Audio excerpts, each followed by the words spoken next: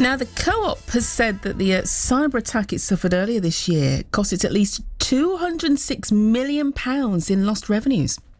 The retailer's IT networks were infiltrated by hackers in April, resulting in payment problems, widespread shortages of goods in shops, and the loss of customer data.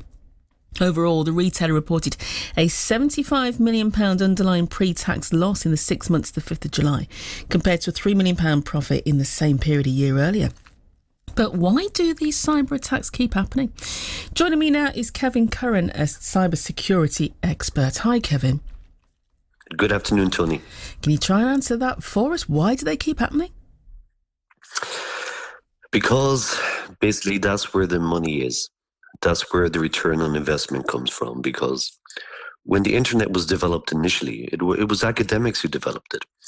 And it was really built, on connectivity and openness and trying to communicate. And of course, it was used for a distributed way to prevent one isolated island in the US military, that it would be able to communicate even if one element was taken away.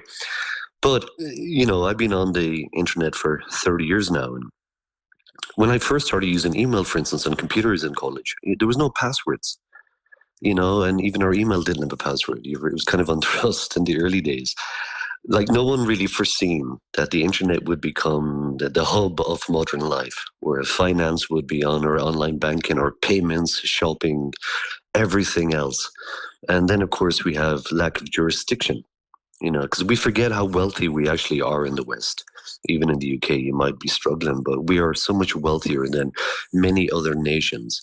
And again, these nations, of course, have an incentive, again, to attack Western systems again. Not that we don't have UK-based, European-based hackers, but generally we have it from poorer countries as well. So there's an incentive for them to actually conduct cybercrime and make money. And are other countries suffering this as regularly as we have this year? Yeah, the global trend really is in any of the Western systems and US-based systems in France, whatever else. I mean, the co-op, what was or particularly damaging. I mean, that could put them out of business. The same as Marks and Spencer. And I know a trucking company that was in operation for 70 years, and they suffered a ransomware attack last year, and they basically shut the business up. So again, anyone involved in companies, CEOs now know that IT systems are mission critical. Hence the rise of cyber insurance and these things again, because we have a gulf here. Either your systems work and you have your supply chain software in there, everything else to do with managing whatever your business is. But if that goes down, you're back to pen and paper, which is really caveman style. So there is no in between, and that's where it becomes particularly damaging. And of course, our systems improve over the time. We have much better endpoint detection now, even software within the system. But quite often, human can be the weak link. Right.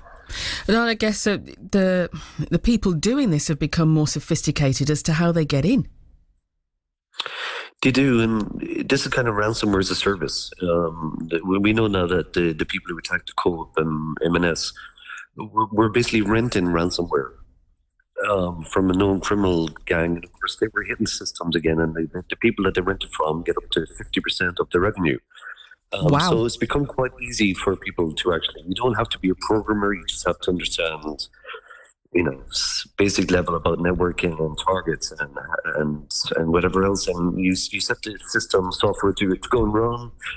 It worms its way, usually through emails, people clicking on things, and then it encrypts everything on the systems. And again, the only way you can get your data back generally is by paying the ransom.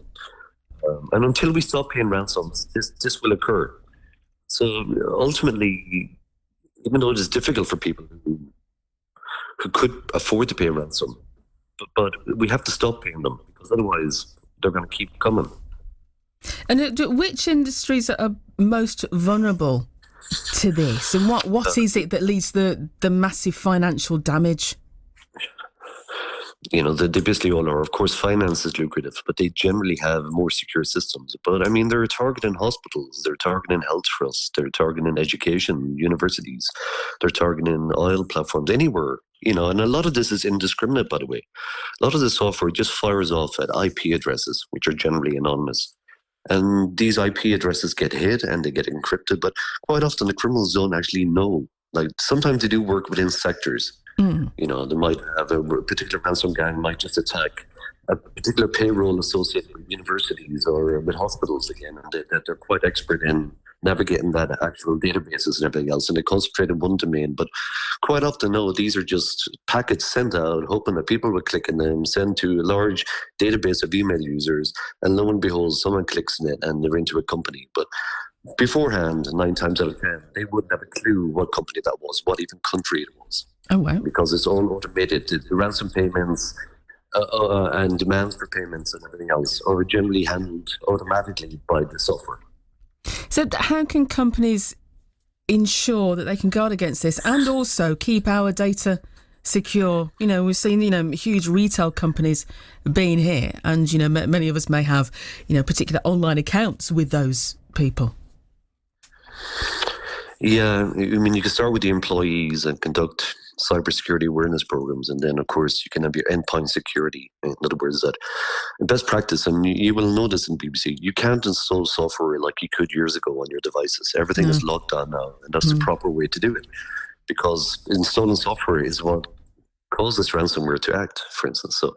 So these things are all being rolled out again, and of course multi-factor authentication, for instance. When you log in from a new device, or you log in after a few days, or you log in from a different country, you should be sent a code on your phone or activate a code on your phone or have a USB key, and you should have to type in a factor, like a third factor, because you were the only one with the phone. Even if hackers somehow guess your credentials and can log in, they won't have the multi-factor authentication code unless they do something very clever. But so that really is best practice, and all corporations should have multi-factor authentication turned on for all the important accounts.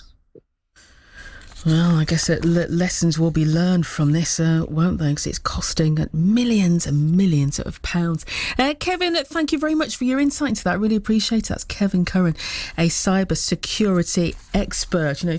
If you do a lot of things online yourself, you'll probably notice that these things have been set up for you. Maybe you set that up, your two-factor authentication. Sometimes it can feel a bit of a pain to say, I've got to wait for this code to come through, or I've got to do this, I've got to do that. But in the end, it's keeping you and your stuff safe, isn't it? And I guess the massive corporations will be doing more of that. First part of my chat, one of today's special guests after Wham. La, la, la.